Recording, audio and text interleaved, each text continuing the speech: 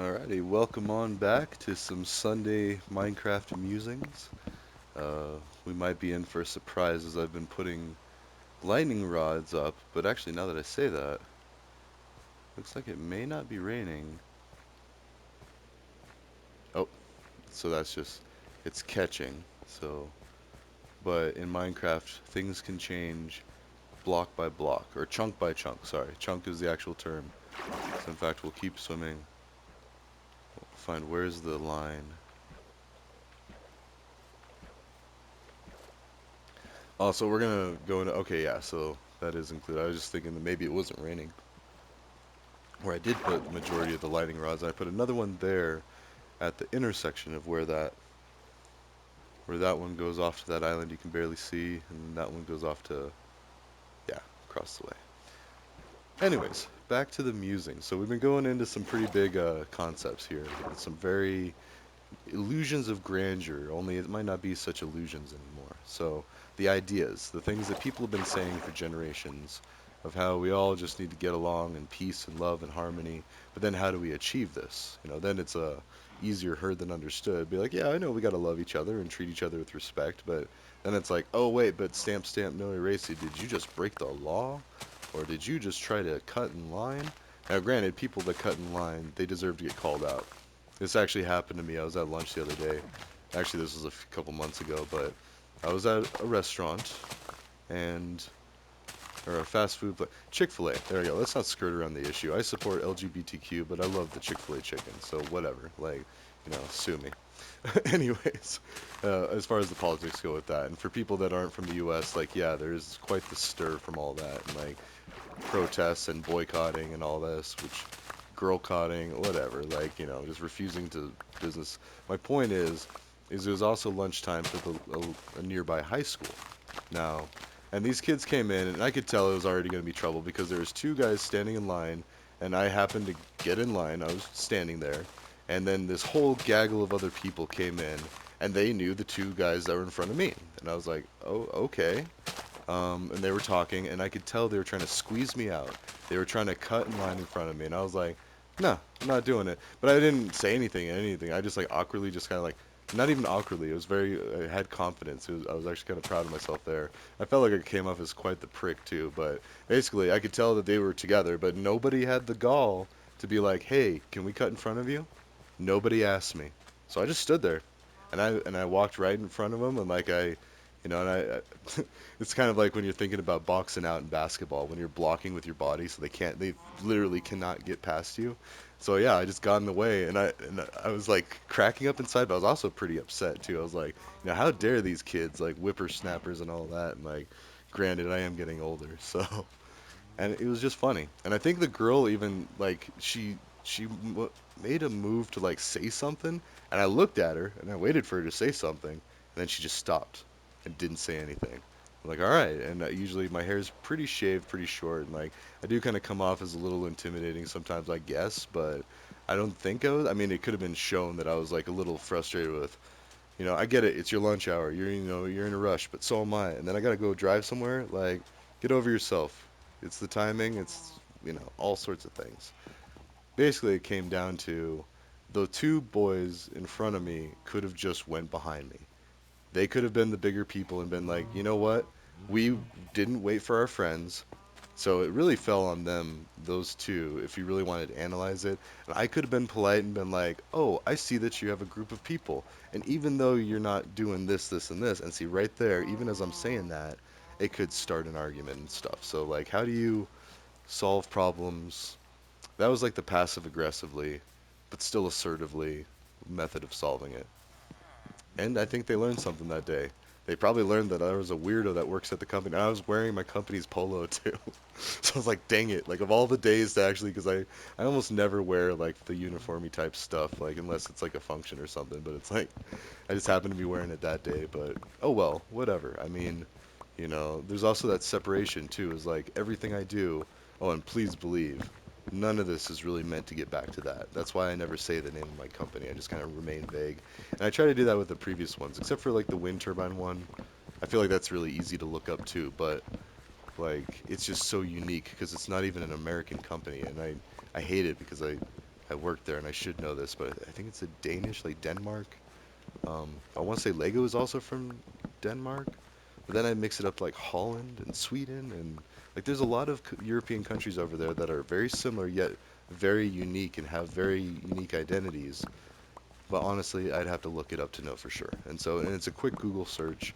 Same with like wind turbines in northern Colorado. Like there's only the one place that builds them. So, anyways. But like the other companies, it is just kind of like a thing. You got to be careful with corporate America. But or when these little social experiments, if they get out of hand. Now, granted, worst case, they could have just asked me to cut, and I would have been like, no, thank you, and I would have seen what they said. Because, like, honestly, because then you got to the point where they admitted that they had done some wrongdoing, but then how did they react to that? And I think ultimately what happened, and I'm pretty sure it was the two girls were with their boyfriends, and I think like the two boys went, the two guys, whatever, the teenagers went. They seem like kids to me now. It's like sad, but anyways, because I didn't think I was that far away from college, but you know what? I was on campus the other day too, and it was just like, what are all these kids doing here? Where'd all the college like people go? Like, no, no, it's basically high school 2.0, and now I've gotten old enough to where, yeah. Anyways, so wealthy people and loans, privatized loans. Now, the thing is like, oh yeah, that sounds like a great idea, but then if it was such a great idea, why isn't it already happening? So, and there's a few reasons for this. Pride, first of all, and understanding of it being a possibility too. Is like, you're free to do with your money what you want, but most people default to using a loan or a bank. Like, there's the house of money, like they know what to do. I should just trust them, which is true to a point. I mean, everybody's going to need a bank account. In the civilized world, you need to have your money somewhere. You need to have access to it. You need to protect it and make sure that it is protected, which is part of why cybersecurity is so important. But really, cybersecurity is like the excuse to fix all of the world's problems and then use technology to do it. Like, and when you say it that way, it sounds kind of, I feel like it cheapens it, but, communication technology specifically. I don't know, because we got to be very careful, and I think we're all on the same page, or at least a similar page, of being careful of the one who rules the world. Like, if it goes down to one dictator, which, no, we're getting pretty fluid like that. I almost feel like we should just do a mulligan with the U.S. government and just like get all fresh people in, and just to show to the world that it can be done. I mean, we're pretty much like the experimental state, and like or the experimental country that's been very successful. Like you cannot deny that the wealthiest country, or maybe even second wealthiest, I don't know. I'd have to look it up, but I mean, definitely the biggest Olympian. So what we used to measure human achievement back in the Olympic Games when they first started. I want to say Greece, it could have been Olympia, Mount Olympus. I want to say that's Greece area. Again, I'd want to look it up. There's Athens, yeah, Athens, Greece. And this is sad because I had several college classes where we studied art from that area. We studied battles from that area. We studied, I don't know, that's a public school thing too. But everybody should be aware of it because, hey, that's what our ancestors did. Like, we have a tendency to do this. And that's important to know. So, sorry, just kind of like generalizing, communicating, standardizing. I don't know, where are we at? I feel like, we just started. I'm like kind of getting tired of this area. I was gonna log in, do the actual Oasis again, but I keep feeling like there's a lot of loose threads because I've seen a bunch of generalized things and like left the thoughts hanging. So here we go. The loans. As long as it's not stepping on too many toes, and if it is, we can try to figure out ways to fix that. But I mean, ideally, and I'm curious as to why it hasn't been a thing so far. So if an organization got together, a nonprofit, say, and then all they did, their sole purpose was to, I guess we could, no, we can't. We gotta, what are we even doing? Is it nighttime? Yeah, we should be sleeping. And some of the people can't get to the beds. I don't know, big dude's on that one.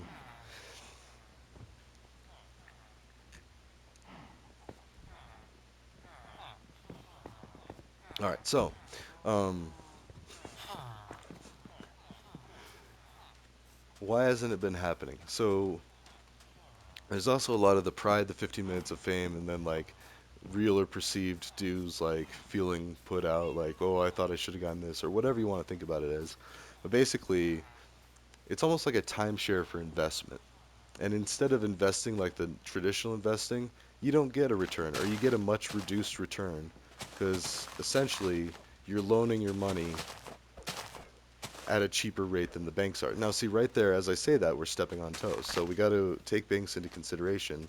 Like, what do we need to do to both alleviate their frictions, because this is going to be taking business from banks, but at the same time, like, if we make these practices, it's almost like Indiana Jones and taking the thing and leaving the thing. Like, you got to replace it almost, or it's like fixing a vehicle while it's flying. Like, an airplane in the sky or a ship at sea, like, and you're fixing it as you're going.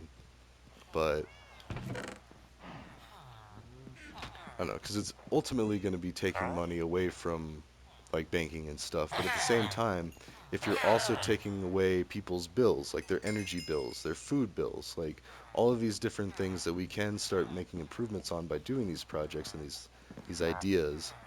And I'm pretty sure everyone's on board. Like, even, what was it? I saw a meme the other day. I think it was from Jim Carrey, but I don't know who it was. Anyways, doesn't matter. It was some person with a lot of money. And they're saying, I hope everybody gets as much money as they can in their lifetime, or got to experience what it's like to be ultra wealthy and realize it doesn't fix the problems. Well, because again, let's go back to the idea of the fence turtle, the post tortoise, whatever. Like, a turtle ends up on a fence post. Nobody knows how it got there. But then how do you go from here? So someone wins the lottery. They do a Jack Black in that. What is that movie? Oh, it's not Role Models.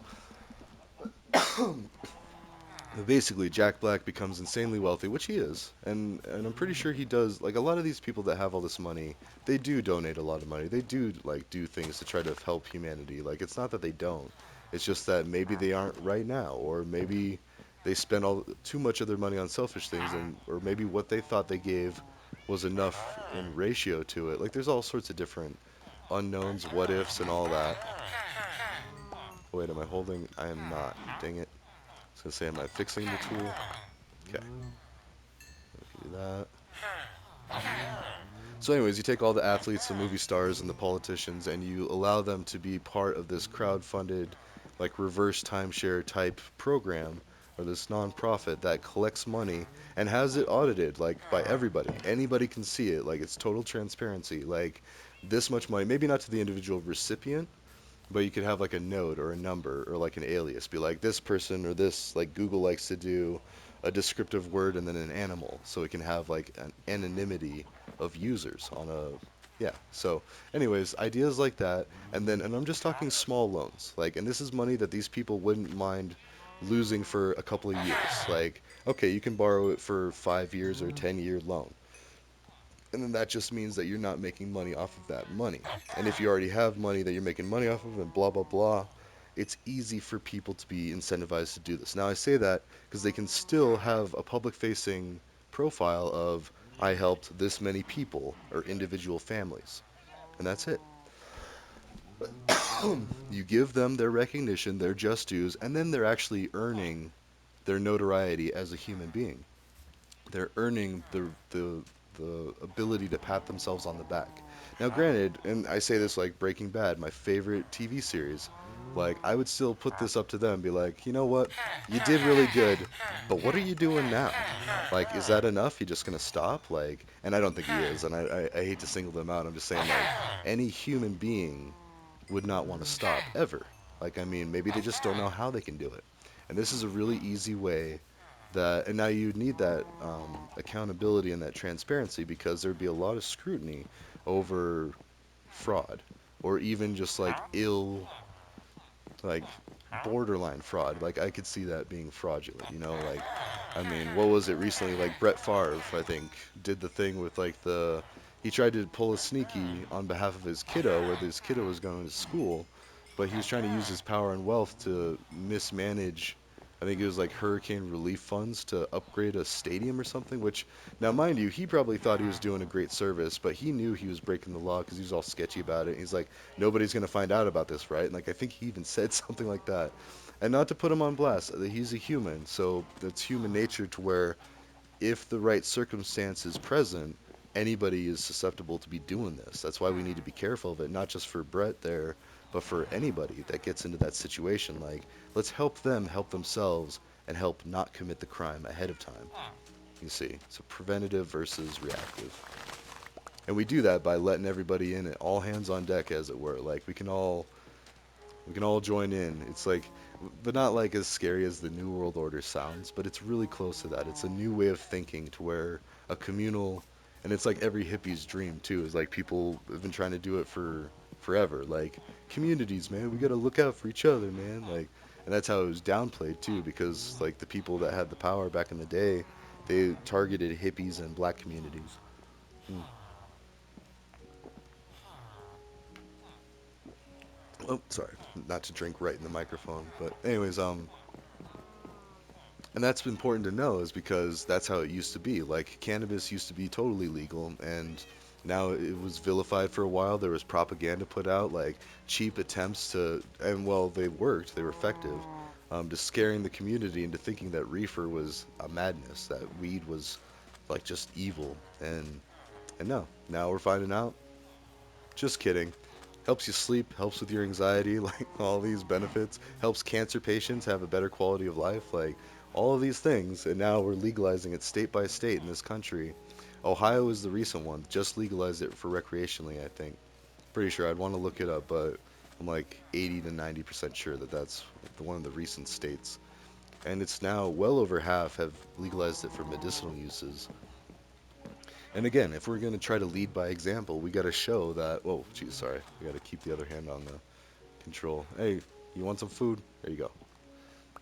And see, this is also different. If you're trying to help feed people experiencing homelessness or people, even if you slip and say, feeding homeless people, just don't be saying feeding bums, feeding hobos. Like, once you start dehumanizing or making people less than human, that's when you start getting the conflict. So, I mean, look at me. What is that? Like, I'm Red from Rainbow Friends, but like, and it's funny because it saved this one, even though I'm not signed in, so I get to keep this one, but I don't get to keep the city texture pack. It ripped that one right off. It's like, no, you don't get this. My point is, people are people, and so when we do this problem solving, well, we'll give you that anyway, and then we'll move to, oh, we'll buy some more bread. Because a lot of these jobs that we're going to be taking away by basically eliminating a lot of money market type things, we're going to be replacing by localized food production and goods production. Like, it's the idea of the city of the future. It was a thing I believe like Disney World somehow pops up or like part of the Orlando whatever. I've never been there, but when I was watching Zeitgeist 2 or the addendum, they were talking about the cities of the future, which were where we centralized or localized production. So we cut down on all the resources that we have to have, like the trucking industry or the railroad industry. Like, granted, we still need it for now, especially, but like eventually it would be nice to get to a place where we didn't have that. Or, I mean, and then you go back to Elon Musk, which again, hate him or love him, like doing the. I watched his product um, what is that demo announcement or whatever that you know what I'm talking about or not, but the semi trucks, the electrical semis, and he was explaining how they were so much better than um, their fuel or their gas powered equivalent or diesel or whatever. So their fossil fuel powered equivalent. There you go. And even just like the actual mechanics, the underlying mechanics of having an electrical semi truck, the way that it braked, like it eliminated where we recently had a horrible accident where this runaway semi truck killed like I want to say like 20 people, and it was something worthy of a Final Destination movie, which they did. They had a traffic pile up, but like this was just one. Anyways, my point being, it was very bad, and the poor guy is like in prison for life, and like I don't know, it's like just all yeah, it's problem solving. So traditional fuel powered vehicle or fossil fuel powered vehicles have this tendency now, and you can't just rip it away like pull the rug out from a bunch of people. Like because a lot of that's happening too. It's like the regulation goes into place, like, oh, you need to pay your fair share or something. That's why like a lot of California is suffering, and there is such wealth disparities because you have the wealth being thrown out of whack or the ratios, and then, sorry, that's like a bunch of rambling incoherent. But if you got the basic needs met with dignity, you'd eliminate a lot of problems. There you go. A lot of crime, a lot of malicious activity, especially in like I want to say what is it, San Francisco, where they're doing it, or in LA, they're doing a bunch of smash and grabs. Like people are just coming in and robbing stores because they don't see the damage that they're causing. Like they don't understand that that's like taking someone's paycheck. Or, and granted, maybe sometimes it isn't. Maybe like some of those CEOs like could just like, oh, I'll cover it out of my pocket for now, but let's go catch the criminal. Like you never know. And but again, you got to understand like what are the motivations? What's the motive underneath it all? Why is this criminal activity being done? And what do we do to prevent it? So, I don't know, some of that stuff like robbing, like, ugh. Not saying it's fine to ever rob, like never steal. I mean, I am still a white hat at the end of the day. Like, don't break the law. And I live in one of the most awesome places because you can live pretty liberally and pretty freely and pretty I have some libertarian friends and like, or they would identify as libertarian. I don't know how to say that, but like, just more freedoms, more ability to make adult decisions for yourself. It's not saying like go out and do all these things that you can't do other places, like, but just having the knowledge or the wisdom to know whether you want to do it or not. Specifically talking alcohol.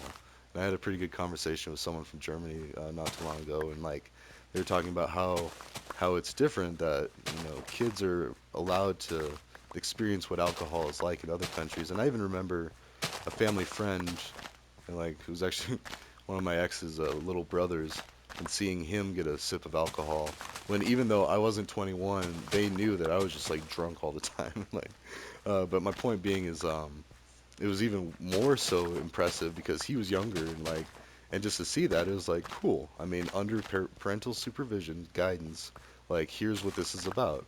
And granted, he was probably already out having a beer with his friends every now and then. Like, kids are already doing very bold things, and it's like without proper guidance, that's we got to trust them to make their decisions too. So, anyways, I'm not saying like let your like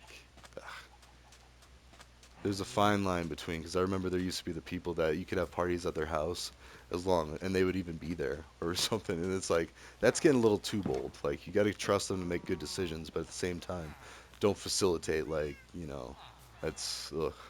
You could justify it, be like, well, at least they're not out drinking in public. Well, it's like, well, maybe they would have been safer there. Like, oh no, that's bad.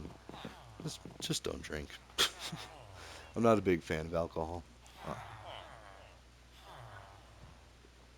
uh, oh, and then a little optimism though. So Colorado is the number one crime rated state in the country, but it's a fun fact because that's just how much we arrest people and put people on probation, and like well, it's not so fun when you're on the receiving end, but it's a common joke that you hear on here. It's like, come on vacation, stay on probation, and so because the cops are out there and they're watching everything you do, and that's an unfortunate side effect of also the legalization of cannabis. Until we have like cannabis smoke shops, lounges, and hotels that are smoking compliant, or even consumption of cannabis, like having a cannabis area, because it's legal on your property to consume cannabis, but which is usually smoking, just for the people that don't know. But once we start making like smoke shops, and again, I got a buddy that used to own a bar, and like he's given up he hated the bar life, by the way, and like, but I know he would jump on the opportunity to have a smoke shop. I'm just kidding. He's kind of more of like the Trump leaning type friends, but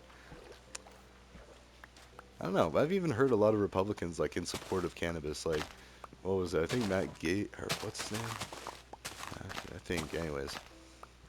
Also, since I've stopped watching so much news, it's a lot easier for me to be more mild about them. I'm still critical about their decisions and their influence and like where they're trying to go with things, but at the same time, I've been getting better at separating the emotionally driven politics from the logic driven, which I think it's important that we all take a step back and really think about why do we dislike somebody? Is it because of what we've been hearing, or is it actually like what they've been doing? Like, so, and it's tough, but that's why we got to fix it too. I mean, our country was founded on being sensible about our laws and our how we're running things. Like, how do we not let this run out of control? How do we keep it from running out of control, I guess, is another thing. Because, I mean, for all intents and purposes, England was one of the greatest nations for all of history. Like, so great they could explore, they could travel, they could steal, they could pillage. Like, I'm just kidding. But, like, that is the unfortunate side effect of, hey, look how far I can go. Oh, hey, and it's not even always like, I'm going to kill this person and take this. It's, hey, I'm going to give you these shiny beads, or, oh, you like my clothes? Okay, how about I trade you this for land? And especially with America, like, we did that with the natives and they didn't really have too strong of a concept of ownership of land, which was one of the biggest drawbacks of colonization here. Granted, I mean, I'm very thankful that I was born here, and I'm thankful for what we have, but it is a dark past that we have to, we have to level with that, and we have to keep it from happening again. So exploitation, and that's basically what it was. Is England did it, then we did it, and but then we were like, oh, but we did it in a better way too. And we're still, I don't know. Sorry, I could wrestle with myself with that all day, like poking the holes in the arguments back and forth. Because I'm very patriotic, but at the same time, I'm very pro-Earth too. Like that's a meme that's been catching on. Is they start out saying, hey, do you think you could live with a certain amount of resources and work with a team on a spaceship? Like, and then people think like, Elon Musk and sending you to space. Like, oh yeah, I think I could do that. And it's like, what's the spaceship called? And they're like, Earth. And it's just like mind blown. Like, we're already in the scenario. Like, how well are you doing to fix this spaceship? Because we are just on a floating rock through space. Like, and so when you think about it that way, and we're even traveling too. Because if you think about that other meme where like when dinosaurs were around, we are on this part of like the universe, or even just like the Milky Way galaxy, I think it is. We were at this part of it in like the relative location to everything else. That if aliens visited us, then chances are they could have been from this galaxy, and then now it's like a whole new set of like, ooh, so ever changing, and that's like both scary and reassuring. That like we like to hope that any living beings that are able to get off of their own flying rock enough to find another flying rock with living things would be able to see the big picture and be like, oh, hi, we're just visiting. Here's this if you want. Or here's these beads, I'm going to take your land. Like, there you go. Because, I mean, if it exists this way on Earth, and it's reasonable to say there's a good chance that it could exist on another planet in a very similar fashion. But even a little change could, make a big change. I don't know. But, like, everything's still hypothetical. We don't have any solid evidence of extraterrestrials, aliens, like life on other planets, but any other space rock that has similar conditions, yeah, so on and so forth. Yeah, I think I need to log back into the thing, be patient, get it, write the stuff down, because we still haven't even gotten the leather, written the books, gotten the ink. Yeah, I don't even think I have ink. Do I? I got glowing ink. So for that, I gotta go hunt some squid. How we doing on time? Yeah, a couple minutes. Let's go do some squid hunting. There we go. I was gonna say we can keep it there so we can see how much we have. Because you need ink, you need leather for making books with quills, and then you can put those books on lecterns, and basically just a way that we can record thought down in written form. I mean, you can watch these videos. There's tons of them. I need to go back and like clear out some of them, but yeah. So I was gonna say we're doing pretty good. Usually I don't see a lot of squids. I saw two right off the bat. There's dolphins.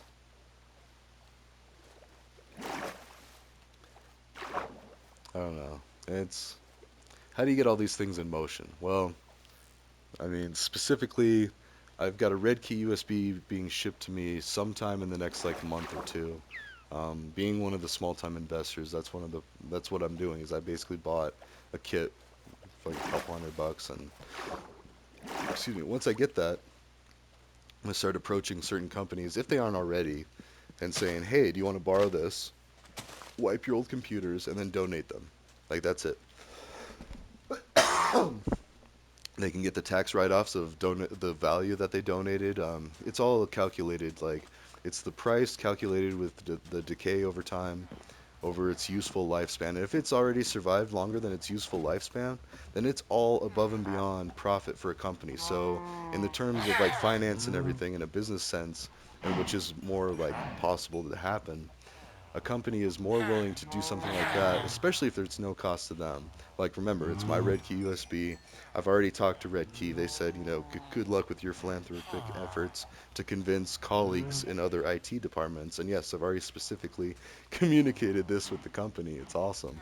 Um, Now, granted, I still gotta like, I mean, it's a business at the end of the day, and so it's only fair and it's legal too. I'm pretty sure. Like, you have to be upfront with what you're doing with it. So at some point, other companies and people are gonna have to buy the things. So buy the red keys and all that. But anyways, that's 30 minutes. But specifically, getting laptops to people and then getting internet to people. Once we get that, then the educational resources similar to what I'm making. It doesn't have to be mine, but like I'm making some. There's a lot of them out there, and so like the Scratch community, the coding community. Anyways, have a great day, everybody. I'll see you in the next one. Ta ta.